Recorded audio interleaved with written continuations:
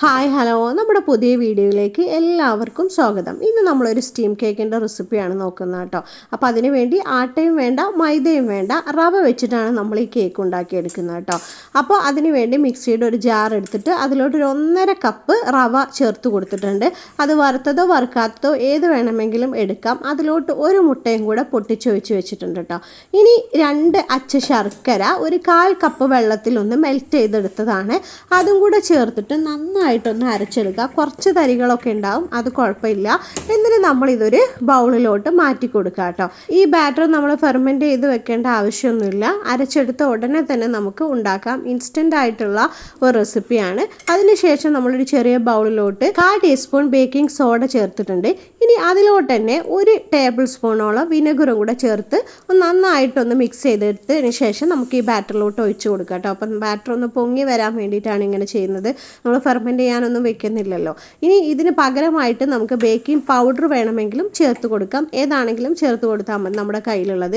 ഇനി ഇതിലോട്ട് ആവശ്യത്തിനുള്ള ഉപ്പും കൂടെ ചേർത്ത് കൊടുക്കാം കേട്ടോ.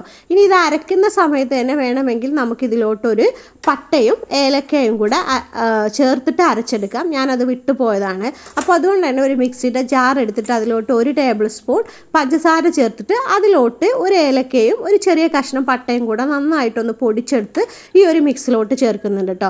ഇനി സ്റ്റീം ചെയ്യാൻ ആവശ്യത്തിന് നമ്മൾ ഇഡ്ഡലി തട്ട് ഗ്യാസിലോട്ട് വെച്ചിട്ടുണ്ട്. ഇനി ഇതുപോലുള്ള ചെറിയ ബൗൾസ് എടുക്കുന്നുണ്ട്. ഇതിന് പകരമായിട്ട് നമുക്ക് വേണമെങ്കിൽ നമ്മുടെ ഗ്ലാസ് എടുക്കാം, സ്റ്റീൽ ഗ്ലാസ് എടുക്കാം. അല്ലെങ്കിൽ വേറെ ഏതെങ്കിലും ഡിസൈനിലുള്ള ചെറിയ കപ്പുകൾ ഉണ്ടെങ്കിൽ അതിലോട്ട് ഒഴിച്ച് കൊടുത്താലും മതി. ഞാനിപ്പോൾ കയ്യിലുള്ളത് ഇത് മാത്രമാണ്. ഇത് കുറച്ച് വട്ടമുണ്ട്, അതുകൊണ്ട് തന്നെ കുറച്ച് വലുതായിട്ടായിരിക്കും ഇരിക്കുക. ചെറിയ ചെറിയ ബൗൾസ് ഉണ്ടെങ്കിൽ കയ്യിലുണ്ടെങ്കിൽ അതെടുക്കുകയായിരിക്കും നല്ലത്. ഇതിന് ശേഷം നന്നായിട്ട് തിളച്ച് വന്ന വെള്ളത്തിൻ്റെ സ്റ്റീം വരൽ തുടങ്ങുമ്പോൾ നമ്മൾ ഇതൊന്ന് വെച്ച് കൊടുക്കുക കേട്ടോ. അപ്പോൾ ഇതിൽ ഇത്ര വെക്കാനുള്ള സ്പേസേ ഉള്ളൂ. അപ്പോൾ അത് വെച്ച് കൊടുത്തിട്ടുണ്ട്. ഇനി നമ്മളൊരു 15 മിനിറ്റ് സ്റ്റീം ചെയ്ത് വെച്ചാൽ ഈ കേക്ക് റെഡിയാണ് കേട്ടോ. വളരെ പെട്ടെന്ന് ഉണ്ടാക്കാം, കുട്ടികൾക്കൊക്കെ ഇഷ്ടമാകും. ഒരു വെറൈറ്റി റെസിപ്പിയാണ്. നമുക്ക് ഓവനൊന്നും ഇല്ലെങ്കിലും പെട്ടെന്ന് ഉണ്ടാക്കാം കേട്ടോ. കുറച്ച് സോഫ്റ്റ് ആയിട്ട് ഇരിക്കുക, ചൂടോടെ കഴിക്കാൻ ശ്രദ്ധിക്കണം. പിന്നെ ഇതിലോട്ട് നമ്മൾ ഒട്ടും ഓയിൽ യൂസ് ചെയ്യുന്നില്ല. അപ്പോൾ ഹെൽത്തിയാണ്. റെസിപ്പി ഇഷ്ടമായിട്ടുണ്ടെങ്കിൽ ഒന്ന് ഉണ്ടാക്കി നോക്കണേ. അപ്പോൾ ഓക്കെ, താങ്ക് യു.